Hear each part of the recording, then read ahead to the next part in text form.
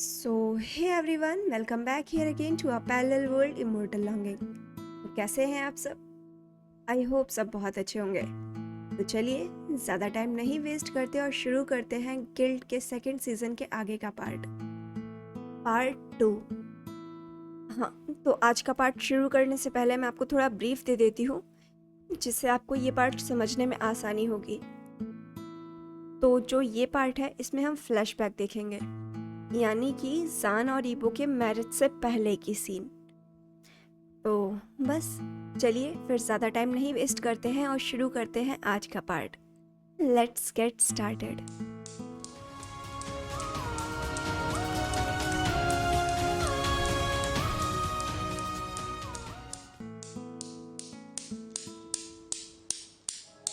ज़ान इस वक्त कान में ईयरफोन लगाए और कंधे पे अपने कॉलेज का बैग टांगे बस स्टैंड पे खड़ा बस का इंतज़ार कर रहा था कि तभी सामने से वही जानी पहचानी कार आती है जिसे पहचान पाना बिल्कुल भी मुश्किल नहीं था कि ये कार किसकी है, क्योंकि उस दिन के बाद जब ये कार पहली बार दिखाई पड़ी थी तो तब से लेकर अब तक ये कार अक्सर ही दिखाई दे जाती है, और साथ ही इस कार का मालिक भी, यानी कि द लानवांग ईबो।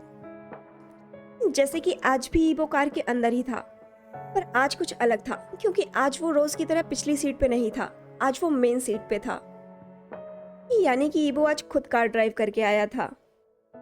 ईबो कार का विंडो ग्लास नीचे करता है और ज़ान को अंदर आने के लिए कहता है, गेट इन। जिस पर ज़ान पहले तो इधर उधर देखता है क्योंकि उसे ब्लैकमेलर की बात याद आ जाती है, जिसकी वजह से उसे डर भी लग रहा था कि कहीं वो ब्लैकमेलर उसे देख तो नहीं रहा है, कहीं वो ब्लैकमेलर उसे ईबो के साथ देख ना ले। पर वो ईबो को मना भी नहीं कर पाता, या ये कह लो कि वो मना करना ही नहीं चाहता क्योंकि वो खुद भी ईबो के साथ रहना चाहता है, और अगर फिर भी खुद का मन मार के मना भी कर दिया तो ईबो को बुरा लग जाएगा, और वो ऐसा बिल्कुल नहीं करना चाहता। वो नहीं चाहता कि ईबो उसकी वजह से दुखी हो। खैर, डरते हुए ही सही, थोड़ा हिचकते हुए ही सही, पर ज़ान अपने अंदर थोड़ी हिम्मत बना ही लेता है और वो कार के अंदर चला जाता है। ज़ान कार में बैठता है और ईबो को स्माइल करते हुए ग्रीट करता है, हे। जिस पर ईबो भी ज़ान को बिल्कुल वैसे ही बहुत ही प्यार से ग्रीट रिटर्न करता है और थोड़ा उसके करीब जाकर, थोड़ा झुककर उसका सीट बेल्ट लगाने लगता है। उफ, ज़ान के ये टमाटर जैसे गाल। मन तो करता है कि बस एक बार में ही पूरा अपने मुंह में भर लूं और फिर धीरे धीरे स्वाद लेके खाऊं। ईबो ज़ान का ये ब्लशिंग फेस देखकर तो खुद में ही प्राउडली वाला स्माइल करता है, जिसके बाद वो अपनी सीट पर सीधा बैठ जाता है और फिर कार स्टार्ट करते हुए बोलता है, ज़ान ज़ान, चलो कैफे चलते हैं। कैफे? पर मुझे घर जाना है, ज़ान बोलता है, जिस पर ईबो शुरू में तो नॉर्मली बोलता है, पर बाद में अपने पपी फेस के साथ ज़ान को इमोशनली मनाने की कोशिश करते हुए बोलता है, ओके ओके बेबी बन, हम लोग घर चलेंगे, पर पहले मैं कुछ खा लूं, मुझे भूख लगी है। प्लीज, तुम्हें भी तो लगी होगी ना, इसीलिए चलो पहले कैफे चलते हैं, कुछ खा लेते हैं, फिर मैं तुम्हें घर छोड़ दूंगा, प्लीज, ठीक है? जिस पर ज़ान ईबो का ये क्यूट पपी फेस देखकर मना ही नहीं कर पाता और बस ठीक है बोलकर परमिशन दे देता है। जिसके बाद अब ईबो ज़ान को लेकर वहीं उसी कैफे में जाने लगता है जहाँ ये दोनों पहले भी कई बार मिल चुके हैं, और फिर कुछ देर बाद दोनों कैफे पहुंच भी जाते हैं। ईबो जैसे कि अपने मास्क और कैप में था तो कोई भी उस पर ज्यादा ध्यान नहीं देता, और अगर कोई देता भी है तो वो ये सोचकर इग्नोर कर देता है कि इतना बड़ा सेलिब्रिटी इस छोटे से कैफे में क्यों आएगा, और वो भी इस कॉलेज गोइंग लड़के के साथ, जो कि बाय लुक उसके बराबर की स्टेटस का भी नहीं लग रहा है। इसीलिए खैर, ईबो और ज़ान दोनों ही साइड कॉर्नर की एक सीट पर बैठ जाते हैं और फिर वहां घूम रहे एक वर्कर को बुलाते हैं, जिसके बाद वो वर्कर आता है और ईबो उसको ऑर्डर देता है और फिर वो वर्कर वहां से चला जाता है। और वहीं इतनी देर की प्रोसेस में ज़ान बिल्कुल शांत बैठा हुआ था, कुछ नहीं बोल रहा था। यहाँ तक कि जब ईबो ऑर्डर प्लेस कर रहा था तो ज़ान ने तब भी कुछ नहीं बोला, जो कि उसके बियॉन्ड कैरेक्टर है। वो हर बार ही अपना कुछ ना कुछ एक्स्ट्रा ऐड करवा ही देता था, जिसे ईबो नोटिस करता है तो वो उसे थोड़ा स्ट्रेंज लगता है। तो वो ज़ान से अपनी कंसर्नफुल वॉइस में पूछता है, जान, यू ओके? तुम ठीक तो हो ना? कुछ हुआ है क्या कॉलेज में? जिस पर जान, जो पहले ही किसी बात को लेकर परेशान था, वो ईबो की कंसर्न और केयर वाली बात सुनता है तो सोच में पड़ जाता है कि क्या वो ईबो को उस ब्लैकमेलर वाली बात बताए या फिर वो रहने दे। पर अगर वो बताएगा तो क्या ईबो समझेगा? हाँ, शायद। पर अगर नहीं समझा तो काश समझ जाए। पर क्या यहाँ पे बता पाना सही होगा? क्या पता ब्लैकमेलर यहीं कहीं आसपास में ही हो। क्या पता कहीं नजर रख रहा हो हम पे। पर उसे कैसे पता चलेगा कि हम लोग यहाँ पे हैं? यहाँ तो ईबो के साथ अकेले आया हूँ। कोशिश करके देखता हूँ। खैर, जान अपना कुछ ऊपर नीचे सोचकर ईबो को बताने की ट्राई करता है। सोचता है कि बताकर देखता हूँ। इतना सोचकर जान इधर उधर देखता है और फिर ईबो की तरफ देखता है, जहां पर ईबो सामने उसके कुछ बोलने का इंतजार कर रहा था, जिस पर जान उसको बताने के लिए अपना मुंह खोलता ही है। ई- ईबो, वो मुझे। जान आगे कुछ बोलने ही जाता है कि तभी उसके फोन पर आधी रिंग बजती है, जिसे सुनकर जान बोलते बोलते रुक जाता है और अपने पॉकेट से फोन निकालता है। और जितनी देर में वो अपने पॉकेट से फोन निकालता है उतनी देर में तो वो फोन कट भी गया था। जैन पॉकेट से फोन निकालने के बाद उस कॉलर आईडी को देखता है तो वो एक बार फिर से टेरिफाइड हो जाता है। उस कॉलर आईडी के साथ एक मैसेज भी आया था, जिसमें साफ लिखा था, वार्निंग के साथ, don't you dare, don't you dare baby boy. जिसे पढ़कर तो जान के चेहरे पर पसीना आने लगता है, गला सूख जाता है। वो डर के मारे एकदम कांप जाता है। वो बस नर्वसली गल्प करता है और बस इधर उधर देखने लगता है कि वो कौन है जो उसे देख रहा है। पर उसे आसपास में कुछ नहीं दिखता। सब कॉमन लोग बैठे थे। उसे बिल्कुल नहीं समझ में आ रहा था कि इसमें से कोई हो सकता है। पर उसको इस समय अब बहुत डर लग रहा था कि मतलब वो ब्लैकमेलर यहाँ पर भी है, पर कहाँ। उसकी नज़र उन दोनों पर ही है। वो इन दोनों को देख भी रहा है और सुन भी रहा है, पर कहाँ है, कहाँ बैठा है। खैर, मतलब अब वो ईबो को कुछ नहीं बोल सकता, उससे कुछ नहीं बता सकता। इस मैसेज के आने का साफ साफ मतलब यही है कि शांत हो जाओ। मतलब अब उसके पास कोई और ऑप्शन नहीं है, उसको चुप ही रहना होगा। एक ही मौका था और अब वो भी चला गया। अब वो उसे भी नहीं बता सकता, कुछ नहीं कर सकता। वो क्या करे? जान, जो ये फोन की रिंग बजते ही अपनी बात को अधूरी छोड़ दिया था और इधर उधर देख रहा था, उसे देखकर ईबो फिर से बोलता है, जो जान के आगे बोलने का इंतजार कर रहा था। वो पूछता है, जान जान, क्या हुआ? बोलो। इधर उधर क्या देख रहे हो? तुम इतना परेशान क्यों लग रहे हो? लो पानी पियो। जो मैसेज पढ़कर जान इधर उधर देख रहा था, वो ईबो की आवाज सुनता है तो घबरा जाता है, क्योंकि ईबो की आवाज उस डर के बाद अचानक से आई थी। पर वो ईबो की तरफ देखता है, खुद को काफी कोशिश कर कर शांत करता है। ईबो जो पानी का ग्लास उसे ऑफर कर रहा था, वो उससे वो पानी का ग्लास लेकर उसका एक सिप पीता है और फिर उस ग्लास को टेबल पर वापस रखते हुए अपनी नॉर्मल सी स्माइल देते हुए नर्वसली बोलता है, वो कुछ नहीं ईबो, मैं परेशान नहीं हूँ। वो बस यूबिन का मैसेज आया है। नेक्स्ट सेमेस्टर के एग्जाम के सिलेबस शेयर किया है उसने। इसीलिए मैं डर गया था कि कैसे कवर कि कैसे कवर होगा इतनी जल्दी। यू नो ना। जिसको सुनकर तो ईबो को हंसी आ जाती है। वो वही हंसते हुए बोलता है, दिल्ली बनी, ये भी कोई परेशानी की बात है? मुझे लगा कुछ बड़ा हो गया है। तुमने तो मुझे डरा ही दिया था। खैर, मुझे पता है कि तुम कर लोगे। मेरा बेबी बनी इतना इंटेलिजेंट है, सो डोंट वरी, ओके? जिस पर जान ईबो की पूरी बात तो सुनता है, पर ये बेबी बनी वर्ड सुनकर वो फिर से एक बार ब्लश कर जाता है। उसके गल फिर से एक बार रेड टोमेटो हो जाते हैं। वहीं वो अपनी बात को जारी रखते हुए जान का मूड लाइट करने की कोशिश करता है। और हाँ, अगर जरूरत पड़े तो मुझसे भी मदद ले सकते हो। मैं भी अच्छा स्टूडेंट था। पढ़ा सकता हूँ तुम्हें, जिसमें वो सक्सेसफुल हो भी जाता है क्योंकि जान उसकी बात पर सच में हंसने लगता है। वहीं वो जो जान के चेहरे पर ये प्यारी सी बनी टीथ वाली हंसी देखता है तो वो भी प्राउडली स्माइल कर देता है खुद पर, क्योंकि इस हंसी की वजह वो खुद था। ये हंसी उसकी वजह से आई थी जान के चेहरे पर।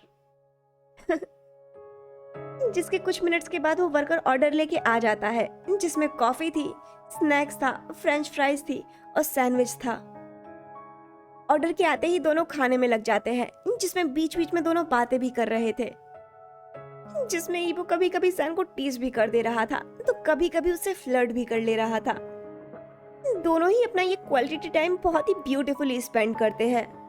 जैन अपनी सारी परेशानियां ईबो के साथ कब का भूल गया था। वो भी इस समय उसके साथ एंजॉय कर रहा था, वो भी उसके साथ अपना ये खाना एंजॉय कर रहा था। दोनों ही एक दूसरे की कंपनी एंजॉय कर रहे थे, दोनों ही एक दूसरे के साथ खुश थे। और ऐसे ही कुछ देर और एंजॉय करते हैं और फिर दोनों ही अपने घर के लिए निकल जाते हैं, जिसमें से ईबो पहले जान को उसके घर छोड़ देता है और फिर वो भी अपने रास्ते निकल जाता है, अपने अपार्टमेंट के रास्ते। जान घर के अंदर जाता ही है कि वो देखता है कि उसके मॉम डैड वहीं सामने सोफे पर बैठे हुए हैं, अपने सीरियस फेस लुक के साथ, जैसे कि कोई इंपॉर्टेंट डिस्कशन चल रहा हो जो कि बहुत सीरियस हो, जैसे कि कुछ हुआ हो। क्योंकि अक्सर जब भी कोई प्रॉब्लम होती है तो उसकी मॉम ऐसे ही सीरियस हो जाती हैं, जिसको देखकर जान थोड़ा घबरा जाता है और अपनी मॉम से नर्वसली बोलता है, मॉम, यू ओके? कुछ हुआ है? आप ऐसे क्यों बैठी हो? जिसको सुनकर उसकी मॉम यानी कि क्रिस्टल नॉर्मल फेक स्माइल करते हुए बोलती है, कुछ नहीं जान, तुम ऊपर जाओ, हाथ मुंह धोकर आओ, फ्रेश होकर आओ, उसके बाद फिर हम लोग बात करते हैं, ठीक है? जिस पर जान क्रिस्टल की बात मान तो लेता है, पर अंदर से ही वो सस्पिशियस भी हो जाता है कि कुछ तो बात है, उसकी मॉम कुछ तो छुपा रही है, कुछ तो बात है जिसको लेके उसके पेरेंट्स इतने दिन से परेशान हैं, पर अभी वो कुछ पूछ नहीं सकता। इसीलिए वो अपने मॉम की बात मानते हुए अपने रूम में चला ही जाता है। और कुछ पल बाद जान फ्रेश होकर नीचे आता है डिनर करने के लिए, जहां पर बैठे उसके मॉम डैड उसके आने का वेट ही कर रहे थे। जान को आज डाइनिंग टेबल पर वाइब थोड़ी अजीब लग रही थी, जैसे कि कुछ तो गड़बड़ है और कुछ बड़ी गड़बड़ है। तभी तो उसके मॉम डैड ऐसे बैठे हुए हैं। खैर, जैसे कि जान को पता ही है कि आज उसकी मॉम उससे कुछ बात करने वाली है, किसी चीज से रिलेटेड।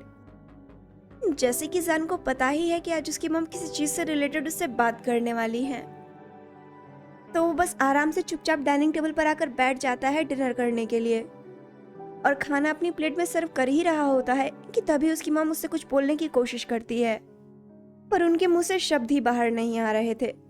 ऐसा लग रहा था कि जैसे वो कुछ बोलने में झिझक रही हैं, बोलना तो चाह रही हैं पर जान का मुंह देखकर बोल नहीं पा रही हैं, जिसकी वजह से जान और भी ज्यादा टेंस्ड हो रहा था, क्योंकि उसकी मॉम इस तरह से तो कभी रिएक्ट नहीं करती, उनको जो बोलना होता है वो बोल देती है। पर आज ये माहौल कुछ अलग ही था। डैड भी शांत बैठे थे, मॉम भी कुछ कायदे से नहीं बोल रही थी, रुक रुक जा रही थी, पता नहीं क्या कहना चाह रही थी। जान को कुछ समझ तो नहीं आ रहा था, पर फिर भी वो वेट कर रहा था। इसीलिए वो बस शांति से वेट कर रहा था, क्योंकि पेरेंट्स जब भी किसी बात को लेकर झिझकते हैं तो दिमाग अपने आप ही ओवरथिंक करने लगता है, जैसे कि इस समय जान का भी करने लगा था कि ऐसी क्या बात हो गई जो ये लोग इतना परेशान हैं।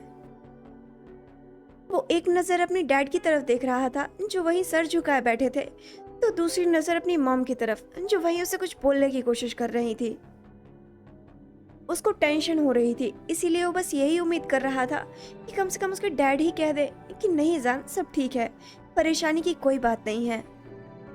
उसके उलट उसके डैड यहाँ बैठे गहरी सांसें ले रहे थे बीच बीच में, जिसके चलते अब जान और बर्दाश्त नहीं कर पाता। वो बस खुद ही पूछ लेता है, क्या बात है मॉम, आप लोग किस बात को लेकर परेशान हो? कुछ हुआ है क्या? आप लोग किस बात को लेकर परेशान हो? ओह, वो ओह, वो वो बेबी, ओह, हमने तुम्हारी मैरिज फिक्स कर दी है। क्या? जिसको सुनकर तो जान को बड़ा वाला शौक लगता है, वो साथ साथ में नम भी हो जाता है। क्या कहा आपने? मैरिज?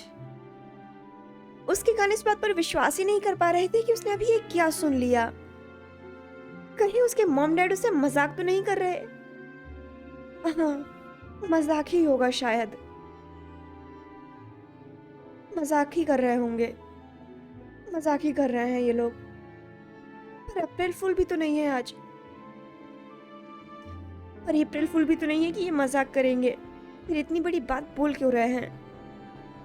इतना बड़ा फैसला ले लिया और बताया तक नहीं। उसकी शादी, उसकी जिंदगी का इतना बड़ा फैसला,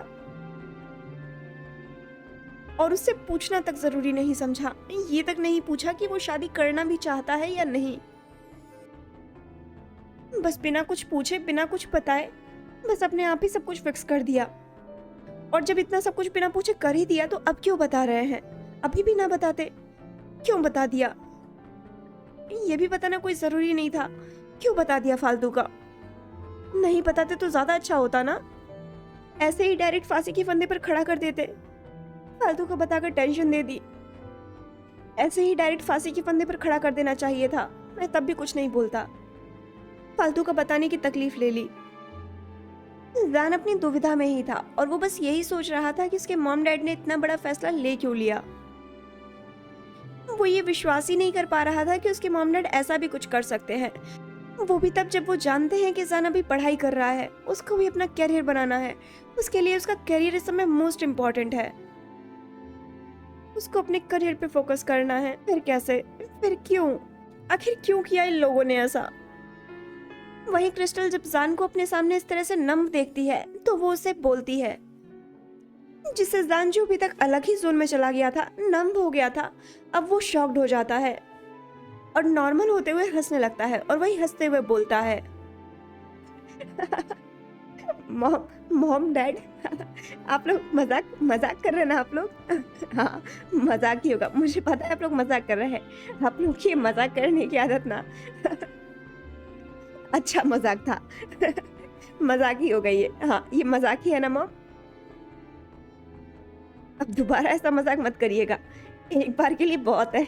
अब दोबारा ऐसा मजाक मत करिएगा। एक बार मॉम, एक बार के लिए ऐसा मजाक बहुत है। दोबारा ऐसा मजाक मत करिएगा। आपने तो मेरी हार्ट बीट बढ़ा दी थी। जान, ये मजाक। मॉम, छोड़ो ना ये बात, ये सच बताओ, ये मजाक ही है ना?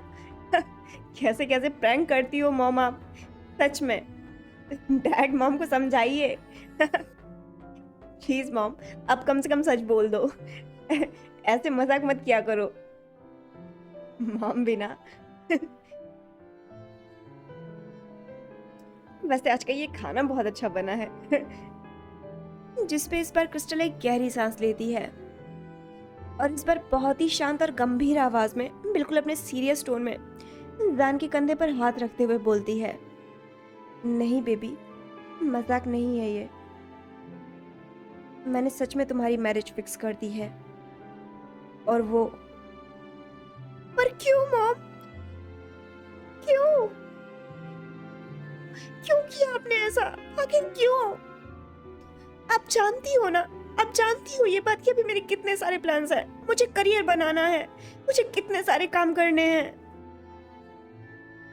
और अभी तो मेरी कॉलेज की पढ़ाई भी खत्म नहीं हुई है मॉम। फिर क्यों किया आपने ऐसा? मैं एक और जिम्मेदारी अपने ऊपर कैसे ले लूं मॉम, जबकि मुझे पता है कि ये जिम्मेदारी गलत है और मैं उसके लिए तैयार नहीं हूं अभी मॉम। मैं नहीं लेना चाहता। This is not fair mom, this is not fair. Marriage fix कर दी, बिना मेरे से पूछे कर दी। क्यों कर दी? क्रिस्टल आगे कुछ बोलने ही जाती है कि जान उनकी बात बीच में ही काटकर फ्रस्ट्रेशन और गुस्से में बोलता है। अपनी मम पर जोर से चिल्लाते हुए अपने मन की पूरी भड़ास निकालता है, जिस पर क्रिस्टल जान को शांत कराते हुए उससे बोलती है, आई एम सॉरी सन, पर ये जरूरी था। वो अच्छा लड़का। लड़का? मॉम, आपने मेरी शादी लड़के से फिक्स की है? खैर खैर मैटर ये नहीं करता कि आपने मेरे लिए लड़का चुना है या लड़की, क्योंकि वो आपने चुना है। पर फिलहाल मेरे लिए मैटर ये करता है कि आपने चुना ही क्यों है, क्यों है, क्यों चुना है। बस आप मुझे ये बताइए, क्यों करानी है आपको मेरी शादी अभी, जबकि आप जानती है कि मैं अभी तैयार नहीं हूँ, नहीं हूँ रेडी। वो भी बिना मुझसे पूछे, बिना मुझे बताए। क्या मेरा इतना भी राइट नहीं बनता मुझ पे? क्या मेरा इतना भी राइट नहीं बनता कि मैं अपने लिए कुछ अपना डिसीजन ले सकूं? कम से कम मैं अपने बारे में जो आप लोग डिसाइड कर रहे हो वही जान सकूं। एंड बाय द वे, वो लड़का है कौन जिसे आपने मेरे लिए चुना है, जो आपको इतना पसंद आ गया कि उसके लिए आपने अपने बेटे की भी मंजूरी लेना जरूरी नहीं समझा, जिसको आपको उससे शादी करानी है? दान पूछता है, जिस पर क्रिस्टल एक बार फिर वही गहरी सांस लेते हुए बोलती है, लानवांग ईबो, लानवांग ईबो। दान डिसबिलीफ में ही क्रिस्टल की बात दोहराता है। उसके चेहरे से साफ पता चल रहा था कि उसको इस समय कितना बड़ा झटका लगा है। मतलब लानवांग ईबो नहीं, मतलब सच में द लानवांग ईबो। पर क्या ईबो को इस बारे में पता है? और अगर पता है तो उसने ये बताया क्यों नहीं? मॉम ईबो को इतना बड़ा सेलिब्रिटी है, वो कोई हम जैसा तो नहीं है, नॉर्मल इंसान थोड़ी है वो कोई। ऐसे कैसे शादी फिक्स कर दी, वो भी तो लानवांग ईबो से? जान का दिमाग इस समय प्रोसेस करना ही बंद हो गया था, जैसे उसके दिमाग में कोई शॉर्ट सर्किट हो गया था। मतलब लानवांग ईबो के साथ उसकी शादी फिक्स, वो भी तब जब उसका स्टेटस कहाँ है, जान का स्टेटस कहाँ है, कोई मेल नहीं है, कुछ नहीं है। तो लानवांग ईबो से मम ने शादी फिक्स कर दी, कोई मीटिंग मतलब कुछ नहीं, सीधा मैरिज फिक्स कर दी। जान का दिमाग इस समय हजारों बातें सोच रहा था। जान का दिमाग इस समय इतना फ्रस्ट्रेटेड हो गया था कि वो इस समय हर डायरेक्शन में चल रहा था। वो इस समय हजारों बातें सोच रहा था। उसके दिमाग में इस समय बहुत सारी बातें चल रही थी।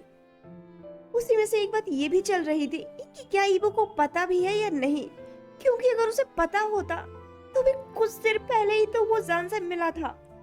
जान को बताता जरूर, फिर उसने जान को कुछ बताया क्यों नहीं? इसका मतलब अभी उसे भी कुछ नहीं पता है। इसका मतलब अभी उसे भी कुछ नहीं पता है। जब उसको पता चलेगा तो वो क्या बोलेगा? हमने ऐसे कैसे कर दिया? वहीं क्रिस्टल जान का ये डिसअपॉइंटमेंट भरा चेहरा देखती है तो वो खुद में ही शर्मिंदगी फील करते हुए बोलती है, सॉरी बेबी, प्लीज मुझे माफ कर दो। मैंने तुम्हारे लिए लड़का चुना है, पर वो लड़का सच में बहुत अच्छा है। वो तुम्हें खुश रखेगा, तुम उसके साथ खुश रहोगे, तुम दोनों एक दूसरे के साथ बहुत खुश रहोगे जान। वो लड़का सच में बहुत अच्छा है। अपनी मॉम पे भरोसा करो जान, और हाँ बोल दो। पर मॉम, जान कुछ बोलने ही वाला होता है कि घर पे डोरबेल बजने की आवाज आती है, जिसकी आवाज से जान की बात बीच में ही कट जाती है। वो अधूरी ही रह जाती है, वो आगे नहीं बोलता। उसकी बजाय क्रिस्टल बोलती है, अरे ये इस वक्त कौन आया होगा? जिस पे ल्यूमिन जवाब देते हैं, शायद नेबर होंगे, जाओ देख लो। क्रिस्टल हामी भरते हुए डोर ओपन करने के लिए जाने लगती है। वहीं जान अभी भी डाइनिंग टेबल पर शांत बैठा वही सब कुछ सोचने में लगा हुआ था। क्रिस्टल डोर ओपन करती है तो देखती है दरवाजे पर एक ब्लैक मास्क मैन पार्सल लिए हाथ में खड़ा हुआ है, जिसको देखकर क्रिस्टल पूछती है, जी? जिसपे वो पार्सल मैन बोलता है, ये मैम, ये मिस्टर वी शाहजान के लिए पार्सल आया है, क्या आप उन्हें बुला सकती हैं? जी, एक सेकंड। जिस पे क्रिस्टल ओके करती है और जान को बुलाती है, जिस पर जान भी बिना कुछ सोचे डोर पर चला जाता है जहाँ पे वो पार्सल मैन खड़ा हुआ था। जान को सामने देखकर वो पार्सल मैन बोलता है, गुड इवनिंग सर, आपका पार्सल। जिस पे जान थोड़ा कंफ्यूज होते हुए खुद में ही सोचता है, मैंने क्या ऑर्डर किया है। खैर, पर वो यहाँ कुछ ज्यादा नहीं सोचता और बस पेपर पर साइन करके वो पार्सल रिसीव कर लेता है। जिसके बाद वो parcel man thank you sir बोलकर वहां से चला जाता है और वहीं खड़ा जान वो भी बस गेट बंद कर कर अंदर आ जाता है और उस पार्सल को लेकर अपने रूम में जाने लगता है, जिसपे क्रिस्टल उसे पीछे से रोकते हुए बोलती है, जान जान डिनर। जिसपे जान उसे सैडली मना करते हुए बोलता है, बाद में कर लूंगा मॉम, अभी मन नहीं है। और बस ऊपर अपने रूम में पार्सल लेकर जाने लगता है, जिसको देखकर क्रिस्टल से पीछे से कुछ बोलने की कोशिश ही करती है, पर उससे पहले ही ल्यूमन क्रिस्टल को रोक देता है, उसे ये कहकर कि उसे थोड़ा टाइम दे दो, उसे अभी टाइम की जरूरत है, वो समझ जाएगा। जिसे समझते हुए क्रिस्टल भी बस मान जाती है और जान को ऊपर उसके रूम में जाने देती है। जान ऊपर अपने रूम में पहुंचते ही रूम का डोर अंदर से लॉक कर लेता है और खुद को रिलैक्स कराने के लिए वहीं बेड पर बैठ जाता है और नीचे जो कुछ भी हुआ, जो कुछ भी क्रिस्टल ने उससे बोला, उसकी मॉम ने उससे बोला, वो सब कुछ वो दोबारा सोचने लगता है। और वहीं सोचते सोचते उसका ध्यान वहीं साइड में रखे हुए उस पार्सल पे जाता है जो वो अभी थोड़ी देर पहले नीचे से लेकर आया था, जिसको उसने अभी अनकॉन्शियसली बस यहीं रख दिया था। जाने गहरी सांस लेकर अपने बेड से उठता है और वो पार्सल उठाकर बस उसे ओपन करने लगता है। शुरुआत में तो पैकेज की जो आउटर कवरिंग थी वो जान कैजुअली ही ओपन करता है, पर वो जैसे ही लेयर बाय लेयर पैकेज को और ज्यादा ओपन करता है, अंदर जाता है, तो उस पैकेज में उसे एक पैक किया हुआ बॉक्स दिखता है। वो उस बॉक्स को देखता है जो कि देखने में थोड़ा आकर्षक लग रहा था, डेकोरेटिव टाइप का लग रहा था कि वो गिफ्ट टाइप बॉक्स ही है, जिसे देखकर वो थोड़ा सस्पिशियस होता है। उसकी हार्ट बीट थोड़ा अजीब सी हो गई थी, पता नहीं कैसी, और बस सस्पिशियसली ही वो उस बॉक्स को ओपन करने लगता है, ये देखने के लिए कि एक्चुअल में उस डेकोरेटिव बॉक्स में ऐसा है क्या जिसको इस तरह से पैक किया गया है। जैन बॉक्स ओपन ही करता है कि तुरंत ही वो डर से उस बॉक्स को नीचे फेंक देता है, बहुत ही झटके से फेंकता है। उस बॉक्स के जमीन पर गिरते ही वो बॉक्स वाला सामान बॉक्स से लुढ़क कर बाहर जमीन पे आ जाता है और साथ ही उसमें से किसी मैनिक से हंसने की आवाज भी आने लगती है। जान जो भी बुरी तरह से डर गया था, बिल्कुल वो डर के मारे स्टैचू बन गया था, उसके चेहरे पर बुरा वाला पसीना आ गया था, बहुत ही बुरा वाला। उसके दिल की धड़कन बहुत ही ज्यादा तेज हो गई थी, उसके हाथ वो बुरी तरह से कांप गए थे, इनफैक्ट कांप रहे थे। उसके पैरों में जरा भी जान नहीं बची थी, वो तक नम हो गए थे, वो बस एक ही जगह फ्रीज हो गया था। उसके हाथों पर अभी जो लाल रंग का खून दिख रहा था वो उसकी आंखों के सामने ही नीचे पूरे जमीन पर भी फैल गया था और कानों में उस मैनिक इंसान के हंसने की आवाज भी आ रही थी। जान जो बेचारा भी बहुत ज्यादा डर गया था, वो बस धीरे धीरे डर के मारे वही नीचे बैठ जाता है और नर्वसली गल्प करते हुए उस डमी के सर को छूता है, ये देखने के लिए कि वो असली है या नकली। उस डमी का चेहरा बिल्कुल ईबो जैसा था, ऐसा कह लो कि वो ईबो का ही डमी बनाया गया था। और इसी बात से जान और भी ज्यादा फ्राइटेंड हो गया था और भी ज्यादा डर गया था। वो बस नर्वसली उस डमी को छूता है, ये देखने के लिए कि वो असली है या नकली। उसके हाथ अभी भी कांप रहे थे, पर फिर भी धीरे धीरे वो उसे छूने की हिम्मत कर ही लेता है। पर शुक्र है वो नकली है।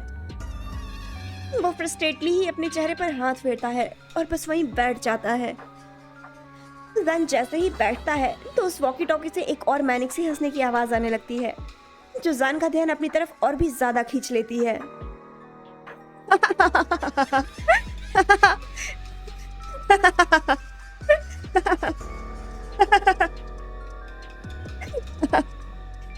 तो कैसा लगा मेरा मजाक बेबी बन? हाँ, यही बोलता है ना वो लड़का तुम्हें, कितना क्यूट नाम है, बेबी बन, बिल्कुल तुम्हारे जितना क्यूट। मैंने वार्निंग दी थी ना कि उससे दूर रहो, और तुम नहीं माने। आखिर तुम मेरी बात सुनते क्यों नहीं हो? अभी देखो मुझे गुस्सा आ गया, पर मैं अपने बेबी बन पे कैसे गुस्सा हो सकता हूँ? तुमने मेरी वार्निंग को फॉर ग्रांटेड लिया, इसके लिए पनिशमेंट तो बनती ही है ना। देखो, आज तो तुम्हारे सामने एक डमी का सर है, पर अगर तुम ऐसे ही मेरी वार्निंग को फॉर ग्रांटेड लेते रहोगे तो कल तो यहाँ कुछ और भी हो सकता है बेबी बनी। सोचो, सोचो, कुछ भी हो सकता है। उसका सर हो सकता है, किसी और का सर हो सकता है, कुछ और हो सकता है, कुछ भी हो सकता है। सोचो जरा। इसीलिए बेबी बनी, आगे से मेरी कोई भी बात नजरअंदाज करने की कोशिश भी मत करना। बिल्कुल मत सोचना, समझे? नहीं तो उसका अंजाम बहुत ही बुरा होगा, तुम्हारे लिए भी और हो सकता है कि तुम्हारे चाहने वालों के लिए भी। समझे बेबी बन? समझे मेरी बेबी बनी? और हाँ, एक बात और, तुम्हारी मॉम ने जो शादी का प्रपोजल तुम्हें दिया है ना, उस प्रपोजल को चुपचाप मना कर देना। नहीं तो तुम अब समझ ही चुके होगे कि कुछ भी हो सकता है। इसीलिए जरा ध्यान से इग्नोर मत करना बेबी बनी। यू नो ना, आई डोंट लाइक इग्नोरेंस। मुझे कोई इग्नोर करे ये मुझे पसंद नहीं है। खैर, enjoy your day honey bun, enjoy your day and have fun, bye bye. इतना बोलने के साथ वो वॉकी टॉकी वहीं बंद हो जाती है और बेचारा जान जो अभी तक वहीं फर्श पर बैठा हुआ था वो अब वहीं पीछे लेट जाता है, अपने दोनों हाथों से अपने चेहरे को छुपा लेता है और बस रोने लग जाता है। फिर से एक धमकी, फिर से एक धमकी, और कितनी बार, कितनी बार, कितनी बार ये मिलेगी? और इस बार तो ये इतनी डरावनी वाली थी। वो जानता है कि ये वही ब्लैकमेलर है जो उसे इतने दिन से ब्लैकमेल कर रहा है। कभी कार एक्सीडेंट की धमकी देता है, तो कभी ये, तो कभी कुछ, तो कभी कुछ। पर वो क्या करे, कैसे बचे इन सब से?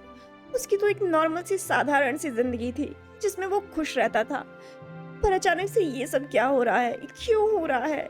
क्यों ये सब शुरू हो गया? उसको उसकी जिंदगी वापस चाहिए। वो कैसे फंस गया इन सब ट्रैप में? कैसे फंस गया वो यहाँ पर? उसको बस इन सब से बाहर निकलना है। उसको अपनी वही जिंदगी वापस चाहिए, वही सुकून भरी, शांति भरी जिंदगी जिसमें वो खुश रहता था, में वो खुश रहता था। ये कहाँ फंस गया है वो? ये कैसा ट्रैप है? ना ही वो खुद किसी से कुछ कह पा रहा है और ना ही वो इन सब चीजों से बाहर आ पा रहा है। पता नहीं क्या बिगाड़ा है उसने किसी का। वो बस इस समय यही सोच रहा है कि उसने क्या बिगाड़ा है किसी का क्या बिगाड़ा है उसने आखिर, जो उसके साथ ऐसा हो रहा है। फिर क्यों ये सब? क्यों? क्या वजह है? कोई बस बचा ले उसे इन सब से, प्लीज उसे बस बचा लो, कोई बाहर निकाल लो। जान अब इस वक्त एक बहुत ही टेरिबल सिचुएशन में था और अब इस समय 100 बातों की एक बात, एक ही ऑप्शन बचा था, और वो था कि वो उस ब्लैकमेलर की बात मान ले। जैसा जैसा वो ब्लैकमेलर कह रहा है वो बस उसको मानता जाए, बस मानता जाए। नहीं तो वो साइको कुछ भी कर सकता है, कुछ भी मतलब कुछ भी कर सकता है, किसी को भी मार सकता है। और वो अपनी वजह से किसी को मरने देना नहीं चाहता, ना ही ईबो को और ना ही उसके पेरेंट्स को। अगर उसकी वजह से किसी के साथ कुछ भी हो गया तो जान अपने आप को कभी माफ नहीं कर पाएगा, और ये बात वो बहुत अच्छे से जानता है। वो सबके लिए खुद को तो सेक्रीफाइस कर सकता है, पर अपने लिए किसी और का मर्डर नहीं करवा सकता, बिल्कुल नहीं। इसीलिए इस बार जान खुद को थोड़ा नॉर्मल करता है, काम करता है, बाथरूम में जाकर अपना फेस धोता है, खुद को क्लीन करता है, थोड़ा नॉर्मल सा दिखने की कोशिश करता है, और फिर नीचे अपने मॉम डैड के पास जाने लगता है। और जैसे ही वो अपनी मॉम डैड के पास उनके रूम में जाने के लिए गेट नॉक करने की सोचता ही है कि तभी वो कुछ ऐसा सुन लेता है जिसकी वजह से उसकी सांस और भी ज्यादा रुक जाती है। उसका विश्वास कर पाना ही मुश्किल था, जिसकी वजह से उसकी सांस बस वहीं की वहीं रुक जाती है, वो बस वहीं का वहीं थम जाता है। कुछ ऐसा जिस पर उसका विश्वास कर पाना ही मुश्किल था। क्राइम इन्वेस्टिगेशन डिपार्टमेंट, उसी रात 8 बजे। Officer Jiang reporting captain. Jiang बोलता है और अपने सामने सीनियर कैप्टन चैंग को ग्रीट करता है, जिस पर चैंग उसकी ग्रीट को एक्सेप्ट करते हुए बोलता है, बोलो, कोई एविडेंस मिला? चैंग अपनी चेयर पर स्ट्रेट बैठते हुए बोलता है, जिस पर जियांग जवाब देता है, यस कैप्टन, यस कैप्टन। गाओचेंग ने वीडियो फुटेज का डाटा रिट्राइव कर दिया है और ये रही उस फुटेज की पेन ड्राइव। जियांग पैंट की पॉकेट से पेन ड्राइव निकालते हुए सामने चैंग के टेबल पर रखते हुए बोलता है, पर कैप्टन, गाओचेंग ने बताया है कि अभी आधा है, क्योंकि बाकी का फुटेज ग्लिच दिखा रहा है, इसीलिए अभी उसे रिट्राइव करने में थोड़ा और टाइम लगेगा। जिस पर चैंग टेबल से पेन ड्राइव उठाते हुए बोलता है, कोई बात नहीं, मुझे उम्मीद है कि इतने में भी हमें काफी कुछ सुराग मिल जाएगा। खैर, एक काम करो, जेशुआन से कहो कि एक्सीडेंट वेन्यू के आसपास और भी जितने सारे सीसीटीवी कैमरे हैं उसके इर्द गिर्द 1 किलोमीटर 2 किलोमीटर की दूरी में या इधर उधर जितना मिल जाए आसपास में, उन सब की फुटेज निकलवाए और उस एक्सीडेंट स्पॉट के आसपास जाकर एक बार फिर से चेक करो। अगर हमें इसमें कुछ नहीं मिला तो हमें और भी जगह ढूंढना पड़ेगा, इसीलिए जो कहा उस पर जल्दी काम करना शुरू करो। चैंग जियांग को कमांड देते हुए बोलता है, जिसको सुनकर जियांग ओके सर बोलता है और वहां से चला जाता है उस कमांड को एग्जीक्यूट करने के लिए। इसके बाद चैंग वहीं उस पेन ड्राइव को अपने लैपटॉप में लगाता है और उस फुटेज को ओपन करता है और वही देखने ही जा रहा होता है कि तभी बाहर से ऑफिसर फैंग चैंग की केबिन में आ जाते हैं और आकर उसको ग्रीट करते हुए बोलते हैं, गुड मॉर्निंग कैप्टन। जिस पर चैंग भी उसके ग्रीट को एक्सेप्ट करते हुए उसके आने की वजह पूछता है, बोलो क्या बात है, क्या हुआ? जिस पर फैंग कैप्टन चैंग को अपने आने की वजह बताता है, तो ब्रांच से सीनियर का कॉल आया था। तो चैंग अपने कंफ्यूजन में सवाल पूछता है कि अचानक से सीनियर ने क्यों कॉल किया। जिस पर फैंग उसके सवाल का जवाब देते हुए बोलता है, सर उन्होंने मिस्टर वांग का केस क्लोज कर दिया है। क्लोज कर दिया है? पर ऐसे कैसे? अभी कल्प्रिट कहाँ पकड़ा गया है जो उन्होंने केस को क्लोज कर दिया है? चैंग अपनी कंफ्यूजन में पूछता है, जिस पर फैंग उसको जवाब देते हुए बोलता है, सर उन्होंने बताया कि मुजरिम पकड़ा गया है और मिस्टर वांग ने खुद उस पर कंप्लेंट फाइल की है। और कौन है वो मुजरिम? जैसे ही चैंग ये सुनता है तो वो और भी ज्यादा कंफ्यूज हो जाता है और तुरंत ही फैंग से एक और सवाल पूछ देता है, जिस पर फैंग उसे जवाब देते हुए बोलता है, सर मिस्टर वांग के हस्बैंड मिस्टर वी शाओजान। और जैसे ही चैंग फैंग के मुंह से ये नाम सुनता है तो वो और भी ज्यादा शॉक्ड हो जाता है। उसकी आंखें पॉप अप करके बाहर आ जाती हैं। मतलब वी शाओजान? क्या? ऐसा कैसे हो सकता है? लानवांग गीबो का हस्बैंड, मतलब वी शाओजान, यानी कि जान। पर वो कैसे? वो लड़का आज तक मच्छर नहीं मारा है, वो इंसान को कैसे मार सकता है? बिल्कुल नहीं, कुछ गड़बड़ है। मैं नहीं मान सकता, कुछ गड़बड़ है, जरूर कुछ गड़बड़ है। मैं बिल्कुल नहीं मान सकता कि जान ने ये मर्डर किया है। नहीं, बिल्कुल नहीं, सब कुछ इतना क्लियर नहीं है जैसा दिख रहा है। वहीं फैंग जो वहीं पर खड़ा था और चैंग की बातें सुन रहा था, वो चैंग से बोलता है, यस सर, मिस्टर लानवांग यीबो ने खुद अपने हस्बैंड मिस्टर वी शाओजान के खिलाफ कंप्लेंट फाइल की है कि उन्होंने ही उनके पेरेंट्स को मारा है। अच्छा, पर ऐसा कैसे हो सकता है? चैंग के लिए ये विश्वास कर पाना थोड़ा मुश्किल है, क्योंकि वो जान को बचपन से जानता है, वो उसको बखूबी पहचानता है। एक बार के लिए वो ये तक तो विश्वास कर सकता है कि ईबो ने ऐसा कुछ किया है, ईबो ऐसा कुछ कर सकता है, पर जान कभी नहीं कर सकता। जान बिल्कुल भी ऐसा कुछ नहीं कर सकता, वो ऐसा कुछ कर ही नहीं सकता। इस बात पर तो चैंग अपनी जान तक की बेट लगा सकता है कि उसका दोस्त ऐसा कुछ नहीं कर सकता। ये उसकी गट फीलिंग कह रही है कि उसके दोस्त ने ऐसा कुछ नहीं किया। जरूर कुछ और बात है, कुछ तो ऐसा है जो समझ पाना थोड़ा मुश्किल है, जो कोई नहीं समझ पा रहा है। पर क्या? वहीं चैंग अपने दिमाग में कुछ सोचने लगता है, जैसे कि वो सारे सबूतों को अपने माइंड में रिकॉल कर रहा हो। उसके दिमाग में कोई और ही गुत्थी चल रही थी, जो बिल्कुल भी जान से मेल नहीं खा रही थी। और वही कुछ सोचते हुए उसका ध्यान उस पेन ड्राइव पे जाता है, जो वहीं सामने उसके लैपटॉप में लगी हुई थी। और वो अपना वही डाउट क्लियर करने के लिए उस पेन ड्राइव की फुटेज को ओपन कर देता है, जिससे वो फुटेज प्ले हो जाए और वो उस फुटेज को देखने लगता है। और वही देखते देखते उसके चेहरे के एक्सप्रेशंस बदलने लगते हैं, जिसको वहीं खड़ा हुआ फैंग ऑब्जर्व कर रहा था। जिसके बाद वो फैंग पूछता है, कैप्टन, कोई बात है क्या? हाँ ऑफिसर फैंग, बिल्कुल। अच्छा, मैं आपसे एक सवाल करता हूँ, आप उसका जवाब सोच कर बताइए। आप बताइए, अगर दो कार आपस में एक दूसरे से टकराएंगी तो क्या होगा? चैंग फैंग से सवाल पूछता है, जिस पर फैंग थोड़ा कुछ सोचकर जवाब देता है, ये तो ऑब्वियस है ना कि अगर दो कार स्पीड में आ रही होंगी तो दोनों एक दूसरे से टकराने के बाद तो डैमेज ही होंगी ना, और साथ में पैसेंजर और ड्राइवर को भी चोट आएगी। और अगर कार ज़्यादा ही स्पीड में है तो जान जाने का भी खतरा अधिक ही होगा।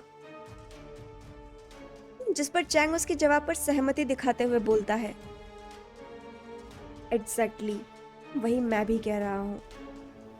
ये जान कैसे हो सकता है, क्योंकि वहाँ पर ट्रक भी मौजूद थी और वो एक्सीडेंट ट्रक से हुआ है।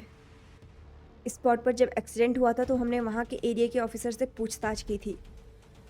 ट्रक भी देखा गया था वहाँ पर, उस एरिया के ऑफिसर ने बताया था, पर ट्रक ड्राइवर नहीं दिखा।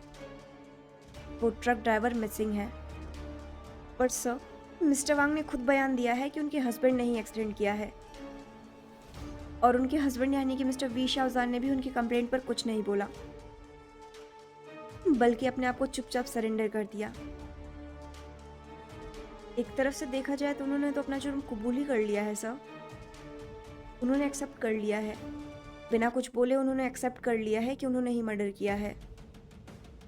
फैंग बोलता है, जिस पर चैंग कॉन्फिडेंटली अपनी बात बोलता है, ऑफिसर फैंग, मैं ये तो नहीं जानता कि उसने सरेंडर क्यों किया है, पर मैं इतना ज़रूर दावे से कह सकता हूँ कि उसने मर्डर नहीं किया है। और अब मैं इतना और जान गया हूँ कि यहाँ बात कुछ और है। जैसी चीज़ें हमें दिखाई जा रही हैं, ये बिल्कुल वैसी नहीं है। ऑफिसर फैंग जब चैंग का ये कॉन्फिडेंस देखता है तो उससे वापस से सवाल पूछता है, पर कैप्टन, आप इतना श्योर कैसे हैं? क्या पता सच में ही मिस्टर वी शाओजान ने ही एक्सीडेंट किया हो।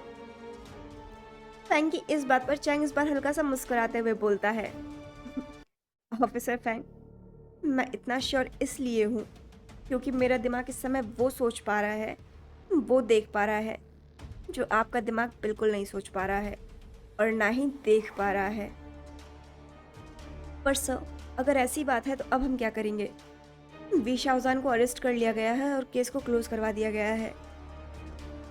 फैंग बोलता है, जिस पर चैंग उसको एश्योर करते हुए बोलता है, आप फिक्र मत कीजिए ऑफिसर, केस रीओपन होगा। जो गुत्थी अधूरी है वो सुलझेगी, गुनहगार को सजा मिलेगी और बेकसूर बचेगा। पर उससे पहले अभी मुझे किसी से जवाब मांगना है, जो उससे ज़्यादा ज़रूरी है मेरे लिए। चैंग कॉन्फिडेंटली बोलता है और अपने चेयर से उठकर कैबिन से बाहर चला जाता है और अपने साथ में ही वो पेन ड्राइव भी ले जाता है। Beijing city. वहीं पता नहीं कैसे समय गुजरते के साथ जैन के अरेस्ट होने की खबर मीडिया तक भी पहुंच गई थी। पूरे सोशल मीडिया पर इस समय आग लगी हुई थी। चैंग पूरा दिन केस के सिलसिले में बिजी था, तो इसी वजह से उसने जरा भी सोशल मीडिया या न्यूज चैनल पर ध्यान नहीं दिया था। पर वो ध्यान दे या ना दे, खबर तो फैल ही गई थी कि द लान वांग यीबो के हस्बैंड ने ही मिस्टर और मिसेस वांग का मर्डर किया है, अपने इन लॉज का मर्डर किया है, उनका एक्सीडेंट किया है। यानी कि हिट एंड रन के केस के अपराधी कोई और नहीं बल्कि मिस्टर लान वांग यीबो के हस्बैंड मिस्टर वी शाओजान खुद ही हैं। और अगर ये खबर सोशल मीडिया और मीडिया तक पहुंच गई है, पूरे चाइना में ट्रेंड कर रही है, हॉट टॉपिक बनी हुई है, तो मतलब यीबो के कलीग्स और फ्रेंड्स तक भी पहुंच ही गई थी, जिसमें जनेलिया और शुआन भी थे। और ये दोनों फ्रेंड्स भी ये ब्रेकिंग न्यूज़ सुनकर शॉक्ड हो गए थे। शुआन तो इस बात पर यकीन ही नहीं कर पा रहा था, वो बार बार यीबो को फ़ोन लगाए जा रहा था। पर वो कॉल नहीं पिक कर रहा था। वहीं जेनेलिया तो अपने शूटिंग से फ्री होते ही सेट से निकल गई थी ईबो से मिलने के लिए, क्योंकि उसे भी लग रहा था कि ईबो इस समय परेशान होगा, उसे उसके दोस्तों की जरूरत होगी। वहीं दूसरी तरफ ये खबर उस तक भी पहुंच ही गई थी, जिसका ये सब किया धरा था, जो इस खबर का शिद्दत से इंतजार कर रहा था। वो शख्स इस वक्त अपने कमरे में बैठा हुआ था। उसके सामने इस समय टीवी चल रही थी। उस कमरे में इस वक्त सिर्फ और सिर्फ टीवी की रोशनी थी, जो उस कमरे में हल्की फुल्की रोशनी का जरिया बनी हुई थी। उस टीवी पर एक न्यूज एंकर इस खबर को कवर कर रही थी और बस बोले जा रही थी, और ये शख्स उस खबर को सुनते ही बस टीवी को बंद कर देता है और अचानक से ही जोर जोर से हंसने लगता है। इस वक्त उस पूरे कमरे में अंधेरा हो गया था और उसी कमरे में ये शख्स इस समय जोर जोर से हंसे जा रहा था, बिल्कुल अपनी वही मैनिक सी आवाज में, और वैसे ही बोलता है।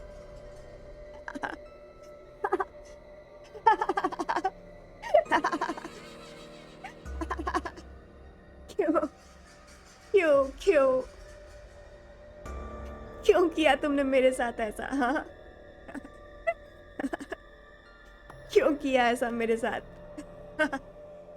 देखो, तुम्हारे करने की सजा किसी और को मिली। देखो, मैंने एक मासूम की जिंदगी बर्बाद कर दी। तुम्हारी करनी की सजा किसी और को मिली। तुम्हारी वजह से एक मासूम की जिंदगी बर्बाद हो गई। ये सब तुम्हारी वजह से हुआ है, सब तुम्हारी वजह से। अगर तुम मुझे चुन लेते तो क्या बिगड़ जाता? हाँ, कुछ बिगड़ जाता क्या? कुछ बिगड़ जाता? नहीं ना, कुछ नहीं बिगड़ता। हम एक हैप्पी फैमिली होते, सब हैप्पी होते। बस सिर्फ तुम मुझे चुन लेते। तुम्हारी मुझे चुनने की देरी थी, सब कुछ सही हो जाता, लेकिन नहीं।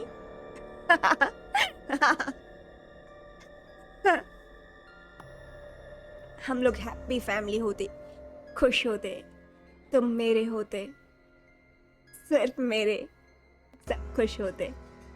पर नहीं, तुम्हें तो उसे चुनना था, उसे। उसे, है ना? तो अब झेलो अब, जैसे मैंने झेला है, अब तुम झेलो। जैसे मैंने सफर किया है, अब तुम्हारी बारी। तुमने सबको रुलाया, मुझे रुलाया, तुम्हारी बारी, अब तुम रो। तुमने मुझे खुद से दूर किया था ना, उसके लिए तो अब देखो, मैंने तुम्हें उससे ही दूर कर दिया, हमेशा के लिए। अब ना तुम उसके, ना वो तुम्हारा, अब तुम सिर्फ मेरे। किसके? मेरे, सिर्फ और सिर्फ मेरे। My cutie pie, my honey pie, my baby boo, only mine, only mine, only mine, only mine. Only mine, सिर्फ मेरा, सिर्फ मेरा, सिर्फ मेरा, सिर्फ मेरा। He is mine, he is now mine. He is now mine. Finally I got him. Finally I got him. Mine.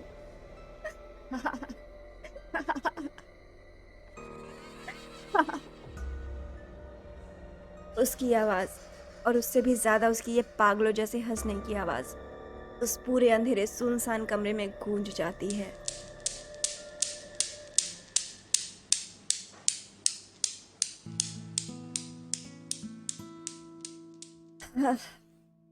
तो ये था गिल्ट के आज का पार्ट।